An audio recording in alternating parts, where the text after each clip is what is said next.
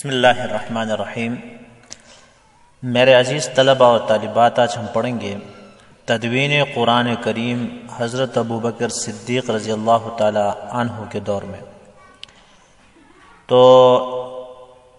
اس کی تفصیل بیان کرتے ہوئے حضرت زید بن ثابت رضی اللہ تعالی عنہ فرماتے ہیں کہ جنگ یمامہ، جس میں تقریباً 1200 صحابہ اکرام شہید ہو گئے تھے، اور ایک روایت کے مطابق 70 اور ایک روایت کے مطابق 700 حفاظ صحابہ اکرام شہید ہو گئے تھے۔ تو اس کے فوراً بعد حضرت ابوبکر صدیق رضی اللہ تعالیٰ عنہ نے زید بن ثابت رضی اللہ تعالیٰ عنہ کو بلایا۔ تو حضرت فرماتے ہیں کہ میں ان کے پاس پہنچا تو وہاں حضرت عمر رضی اللہ تعالیٰ عنہ موجود تھے۔ حضرت ابوبکر رضی اللہ تعالیٰ عنہ نے مجھ سے فرمایا کہ عمر رضی اللہ تعالیٰ عنہ ابھی آ کر مجھ سے یہ بات کہی ہے کہ جنگ یمامہ میں قرآن کریم کے حفاظ کی ایک بڑی جماعت شہید ہو گئی ہے۔ اگر مختلف مقامات اور جنگوں میں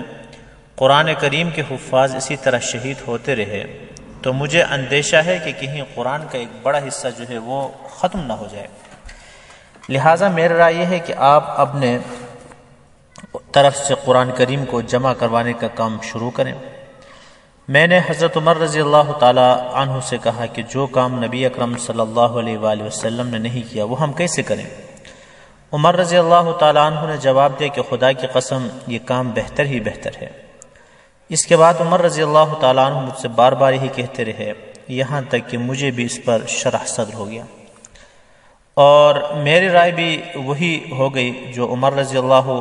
تعالیٰ عنہ کی تھی اور حضرت ابوبکر صدیق رضی اللہ تعالیٰ عنہ کی تھی۔ پھر حضرت ابوبکر صدیق رضی اللہ تعالیٰ عنہ نے ایک کمیٹی بنائی اور مجھے اس کا سربراہ بنایا اور فرمایا کہ تم ایک نوجوان اور سمجھدار آدمی ہو، ہمیں تمہارے بارے میں کوئی بدگمانی نہیں ہے، تم رسول اللہ صلی اللہ علیہ وآلہ وسلم کے سامنے کتابت وحی کا کام بھی کرتے رہے ہو، لہٰذا تم قرآن کریم کی آیتوں کو تلاش کر کے انہیں جمع کریں۔ تو انہوں نے کمیٹی کے ساتھ مل کر جو طریقہ کار اختیار کیا کہ صحابہ اکرام رضی اللہ تعالیٰ عنہ مجمعین سے یہ کہا گیا کہ جس کے پاس قرآن کریم کی لکھی ہوئی آیت موجود ہے تو وہ لے کر آئے۔ قرآن کریم اگرچہ سب کو یاد تھا، لیکن اس کمیٹی نے صرف یاد ہونے پر اکتفا نہیں کیا۔ تو سب سے پہلے کام یہ کرتے تھے کہ جب کوئی صحابی آیت لے کر آتے تھے تو سب سے پہلے زید بن ثابت رضی اللہ تعالیٰ عنہ خود اس کی تصدیق کرتے تھے، یہ حافظ قرآن تھے۔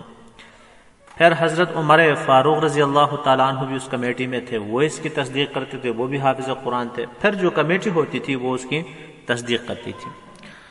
اور مزید احتیاط کے لیے یہ طریقہ کار اختیار کیا گیا کہ 2 قابل اعتبار گواہ بھی لے کے آئے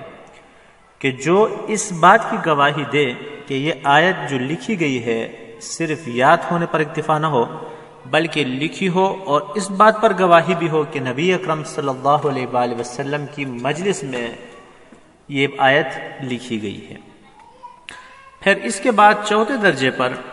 لکھنے کے بعد، یعنی ان تمام حضرات کی تصدیق اور 2 گواہوں کے ہونے کے بعد جب لکھتے تھے، پھر صحابہ اکرام رضی اللہ تعالیٰ عنہ مجمعین کی جو اپنی لکھی ہوئی انفرادی نسخے تھے ان سے موازنہ کیا جاتا تھا۔ تو بہرحال اس زبردست احتیاط کے ساتھ